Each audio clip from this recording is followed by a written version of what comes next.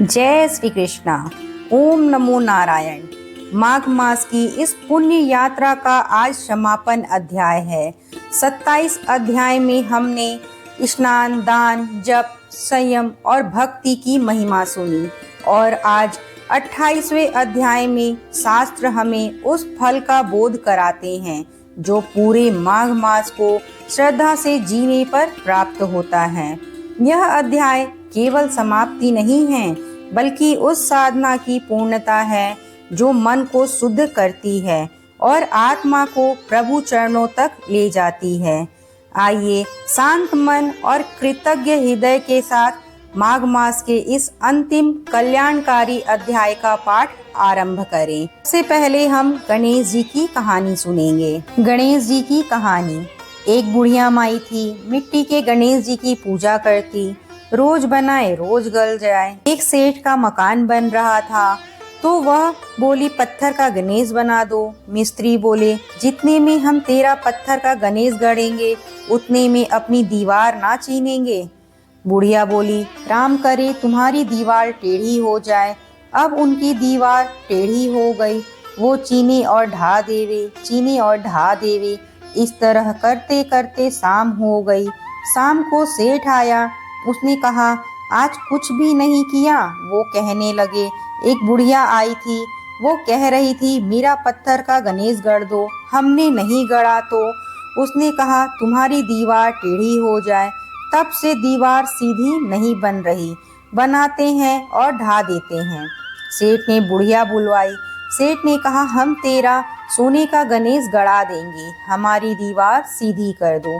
सेठ ने बुढ़िया को सोने का गणेश गढ़ा दिया। सेठ की दीवार सीधी हो गई। हे गणेश जी महाराज, जैसे सेठ की दीवार सीधी की वैसी हम सब की करना, हम सबके बिगड़े काम बनाना। जय गणेश जी महाराज। अब हम सब माघ मास के 28वें अर्थात अंतिम अध्याय का पाठ सुनेंगे। वशिष्ठ जी कहने लगे कि हे राजा दिलीप, बहुत से जन समूह सहित अच्छोद सरोवर में स्नान करके सुख पूर्वक मोक्ष को प्राप्त हो गए। तब लोमेश ऋषि कहने लगे संसार रूपी इस तीर्थ राजा को सब श्रद्धा पूर्वक देखो। यहाँ पर 33 करोड़ देवता आनंद पूर्वक रहते हैं। यह अक्षय वट है जिसकी जड़ें पाताल तक गई है और मार्कंडेय ऋषि प्रलय के समय भगवान इसी अक्षय वट का आश्रय लेते हैं। यही शिव जी की प्रिय भगवती भागीरथी है जिसकी सिद्ध लोग सेवा करते हैं। यह गंगा स्वर्ग के हेतु पताका है। इसका जल पीकर मनुष्य मुक्त हो जाते हैं। हे मुनि, सभी प्राणी इस नदी को यमुना से मिली हुई पाते हैं। इसका संगम बड़े पुण्य से प्राप्त होता है। इसके स्नान से जन्म मृत्यु रूपी दावानल से कोई नहीं तपता परंतु ज्ञान प्राप्त करके मुक्त हो जाता है। यहाँ पर स्नान करने से सभी प्राणी बिना ज्ञान के भी मुक्त हो जाते हैं। इसलिए ब्रह्मा जी ने यहाँ यज्ञ करने की इच्छा की थी। इसी संगम में भगवान विष्णु ने स्त्री प्राप्ति की इच्छा से स्नान करके लक्ष्मी जी को प्राप्त किया। यहाँ पर त्रिशूलधारी शिव जी ने त्रिपर दैत्य को मारा था और प्राचीन काल में उर्वशी स्वर्ग से गिरी थी तथा स्वर्ग पाने की इच्छा से यहाँ पर ही उसके स्नान करने से नहुष कुल के राजा यताति ने वंशधर पुत्र प्राप्त किया।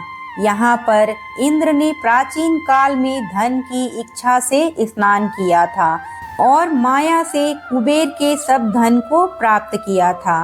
प्राचीन काल में नारायण तथा नर ने हजारों वर्ष तक प्रयाग में निराहार रहकर उत्तम धर्म किया था।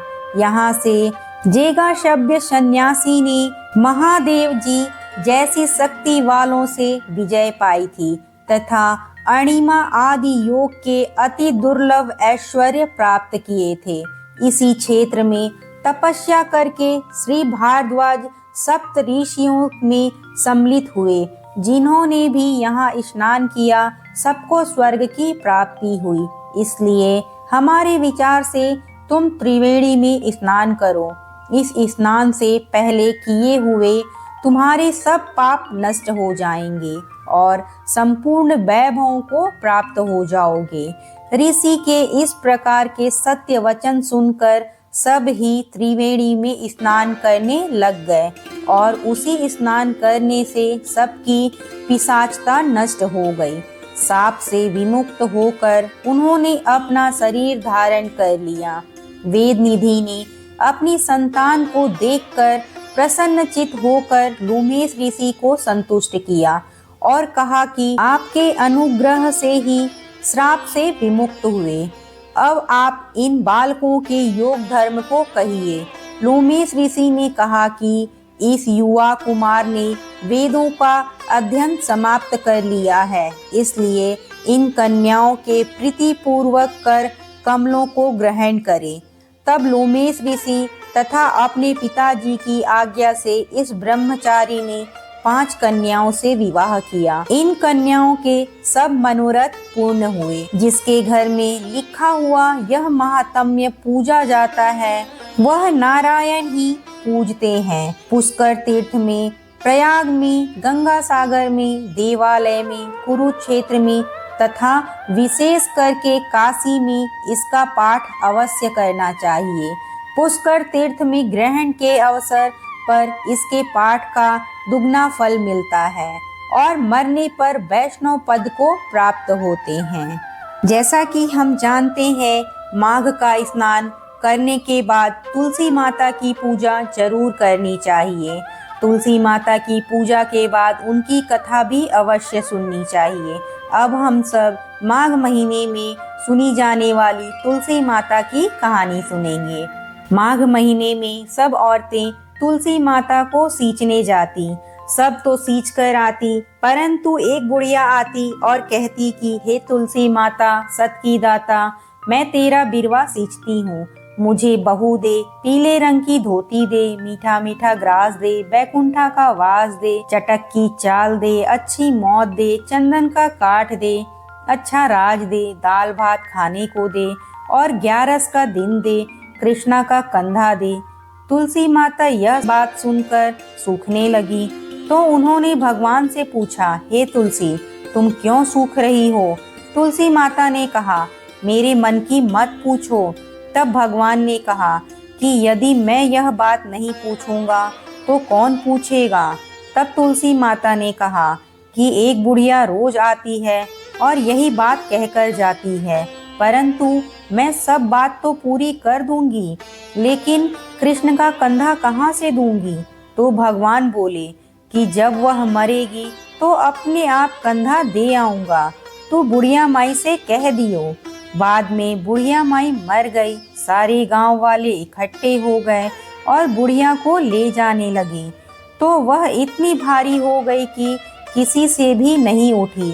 तब सब ने कहा कि इतनी पूजा पाठ करती थी, पाप नष्ट होने की माला फेरती थी, फिर भी भारी हो गई। बूढ़े ब्राह्मण के भेष में भगवान आए और सबसे पूछा कि यह कैसी भीड़ है। तब आदमी बोले कि यह बुढ़िया मर गई, पापनी थी, इसलिए किसी से नहीं उठती। भगवान ने कहा, मेरे को एक बात कान में कहने दो तो उठ जाएगी।